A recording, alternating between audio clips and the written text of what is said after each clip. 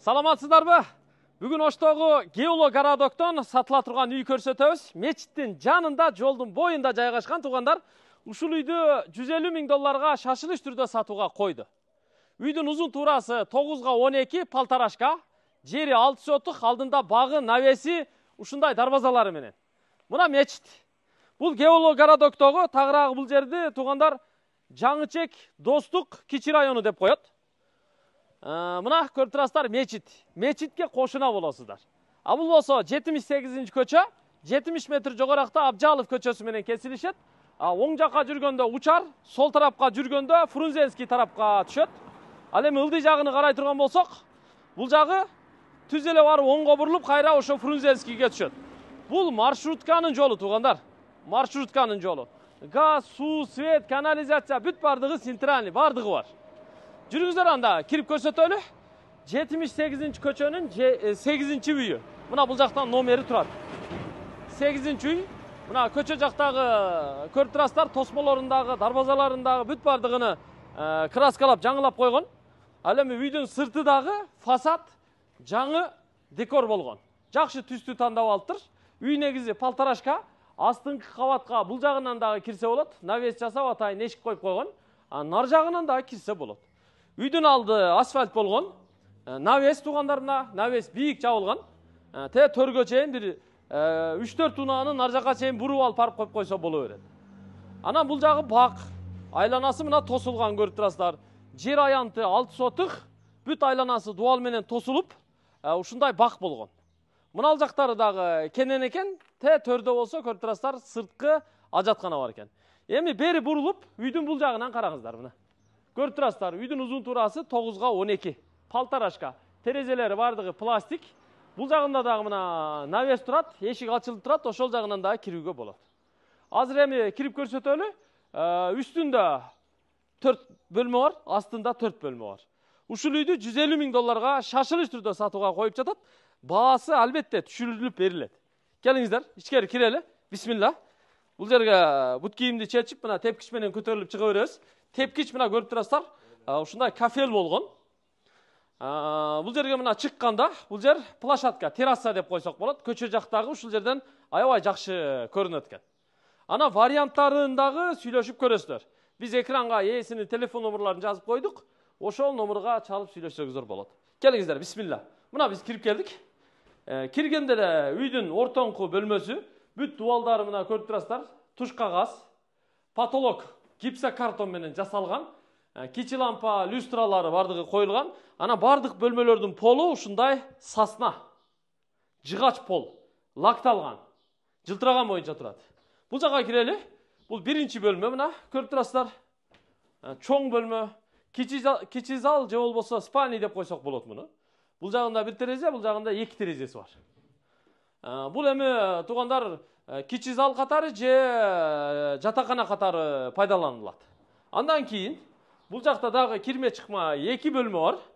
Анын биринчиси мына бул мейманкана, зал, конок бөлмөсү. Мына стол стулдарынан бери турат. Дуал бүт обой болгон, потолоктору ушундай гипсокартон менен гүлдөнүп жасалган. Ал эми бул жагы мына аркадан өткөндө бул жагы лоджиясы. Балкончосу деп койсок болот. Көрүп турасыздар. Ал жагы дагы кенен. Эми бул жакка кириңиздер. Мына ул төрдө дагы бир бөлмө бар. Бул дагы жатак бөлмө. Же болбосо бул экинчи зал. Негизи бөлмөлөрдүн бардыгы узун туурасы бирдей эле.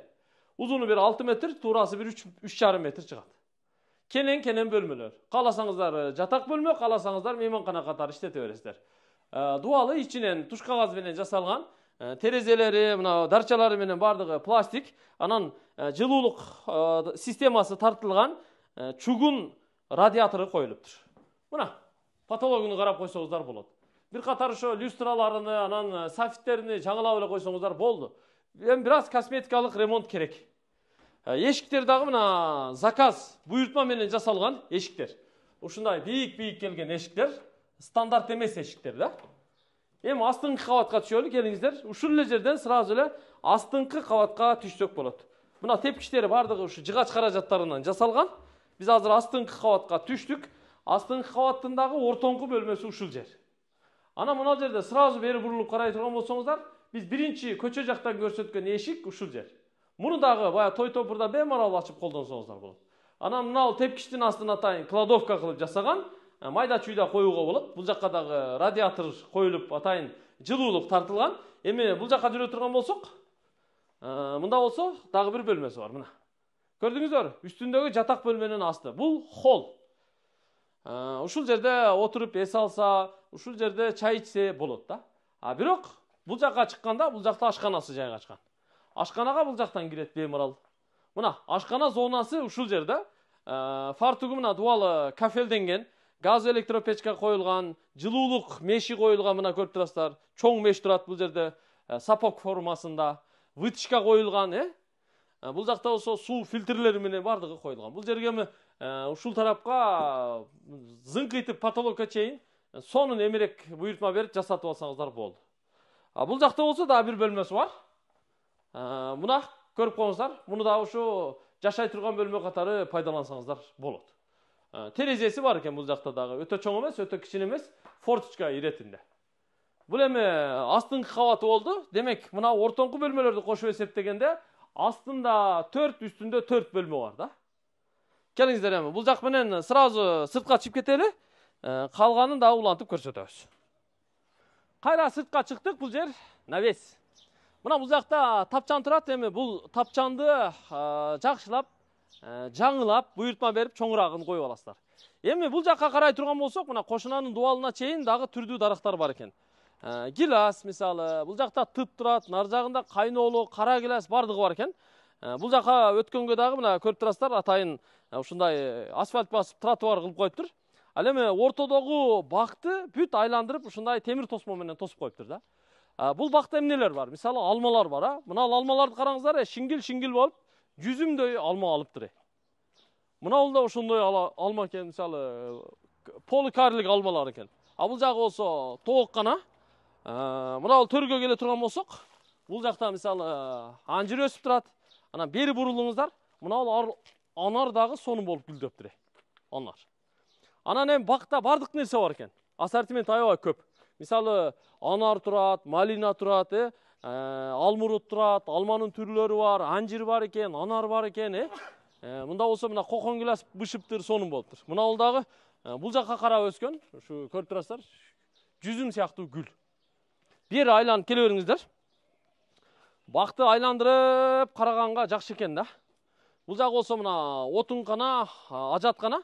Ана мына жерде бош эле турат экен, ушул жерге да навес куруп, ушул жерде жакшы бир пайдаланса болот экен да. Бирок ушул жактарга чейин бүт асфальт басылыптыр. Бул жагы мына бак. Бактын ичи сонун экен туугандар. Эгер ушул үй жаккан болсо, эртерээк аракет кылып сүйлөшүңүздөр. $150,000 шашылыш түрдө сатууга койду. Биз экранга ээсинин телефон номерларын жазып койдук. Варианттар албетте каралат. Зарыл акча керек экен, ошон үчүн бул үйдү сатууга коюп жатат. Ушул туугандар, колдон келишинче көрсөттүк. Газ бар, суу бар, свет бар, канализация бар, бардыгы бар. Мечит жанында. Ана мына тепкичтин асты кладовка. Майда чүйдө коюп койгонго болот. Анан бул жер дагы ошо майда чүйдө коюп койгонго аябай жакшы экен. Кааласаңыздар мындай көрүнбөй турсун десе, анда пластик менен тосуп, бир жерине эшик коюп койсо аябай жакшы болуп жатат экен. Зато мына кладовка болуп колдонула берет да. Анан мына жагы да мына ачык болгон үчүн туугандар, ушул жакка атайын гүлдөрдү эги өстүрүп коюптур, аябай жакшы көрүнөт экен. Ушул колдон келишинче көрсөттүк. Эми бул жердин локациясы эң сонунда. Геологородок тагыраагы бул жер Достук деп коет, жаңы чек деп коет. Бул жагы ошо маршрутка келип эле тетиги жерден бери бурулуп, бир аз жүргөндө мына мечиттин жанында болуп калат. Бул жакка чыгып, учар жакка кетсе да болот да. Мечиттин жанында да. Эми элестетиңиздер, мечитке бир дубал кошуна жашаш бул бактылуулук. Бул өтө бактылуулук туугандар, өтө бактылуулук да, машалла. 5 убак намазды ушул жерде окуйсуз. 5 убак азанды жанында туруп угасыз. Кандай гана сонун нерсе, Үй бүлөңүз менен мечитке кызмат кыласыз, тазалыгын карайсыз, Тазалыгын карайсыз, алдын шыпырып турасыз. Мунун баары сооп. Бул бактылуулук. Мечитке кошуна боло албай жүргөндөр канча. Туурабы? Машалла. Ушундай. Бар болуңуздар. Мен сиздер менен коштошом. Кийинки чыгарылышта көрүшөбүз. Буюрса ушундай үйлөрдү көрсөтүп турабыз. Ассаламу алейкум.